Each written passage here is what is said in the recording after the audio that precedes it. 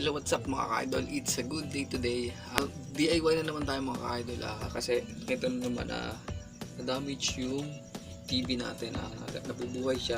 Ating buhay. So yun mga ka-idol,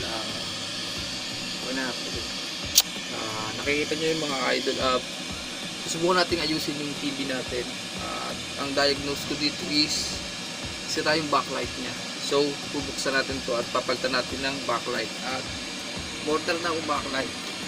Yan. Ito yung backlight niya. 32 inches na TV. Same. Ang tatandaan nyo na pag-order kayo ito. Sa Lazada ko ito in-order. Maganda na yung packaging. Pag okay ito mga ka-idol, ilalagay ko yung link sa description box pag walang damage yung backlight na ikakabit natin. So, paano ba ito kakalasin? Paano ba ito aayusin? Yun ang tutorial na ituturo ko ngayon mga ka-idol. Sana magawa natin. Makabang na lang. Okay. Ipunin nyo lang mga ka-idol yung mga tornilyo para hindi mag-iwahe ulit. At alam nyo kung saan kukunin. Make sure nyo mga ka-idol bago nyo tanggalin is natanggal nyo lahat yung tornilyo.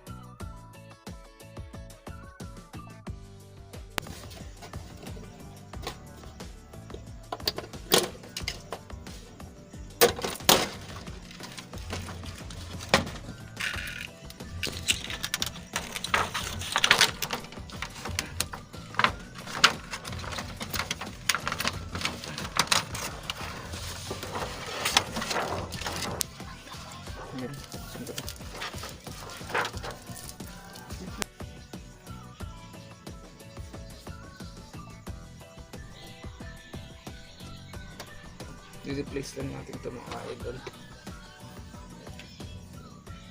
Tatanggalin natin ito. Yan. Kasi one by one.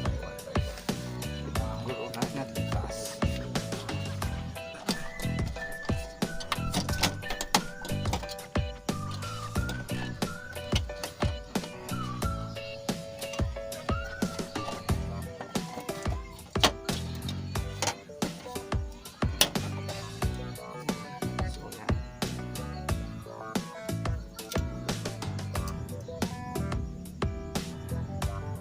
Same lang sila mga ka-idol. So, na natin.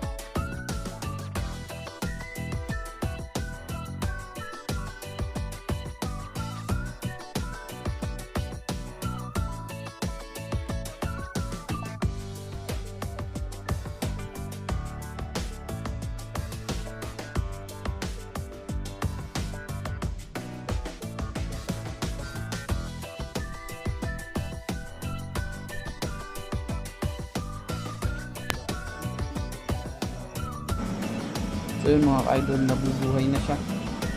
Okay yung backlight niya. Subukan natin kabitan ng TV Plus mga ka-idol. Kakabit na natin. So yun mga ka-idol, kanina wala yan, black lang yan kanina. Tapos ito yung laman niya. Isa-isa natin yan mga ka-idol. Ito yung sa video, sa sounds, ito yung flex nya. Yan. Tapos ito yung iingatan nyo dyan mga ka-idol yan. Yan. Ito kasi yung sa voltage, yan yung may voltage. Yan. So yun, ito yung connection ng backlight. Yan yung connection ng backlight. Ang mga sensitive dito mga ka-idol, yung itong flex na to. Yan, ayan kasi yung sa LCD. Yan. Pag na-damage yan, damage yung LCD. Pag hindi gumagana yung backlight, ito tetest nyo rin itong wire na to. Yan. Kasi yan yung backlight. Pero yan, umiilaw na siya. Good yung backlight natin. So, okay na. Fix natin. Kaka-DIY tayo. Okay. Kakabitan natin ng TV Plus.